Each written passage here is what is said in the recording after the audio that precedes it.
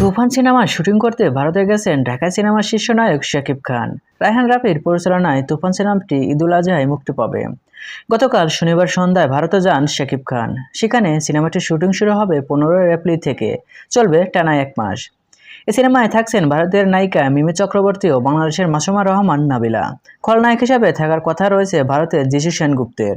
সিনেমাটির ঘোষণার দিন শাকিব খান বলেছিলেন, 2 দেশের বড় 3টি প্রযোজনা সংস্থা এই সিনেমায় লগ্নি করেছে। আমরা একটি স্বপ্ন নিয়ে যৌথভাবে এগোচ্ছি, সেটা হলো বাংলাদেশের সিনেমা নিয়ে বিশ্ববাজারে আরও বড় কিছু ঘটানোর। শাকিব খান আরও বলেন, আমাদের সিনেমা একদিন ভারতীয় সিনেমার মতো কয়েকশো কোটি টাকা ব্যবসা করবে। হতে পারে তুফান আমাদের সেই সুযোগ এনে দিবে।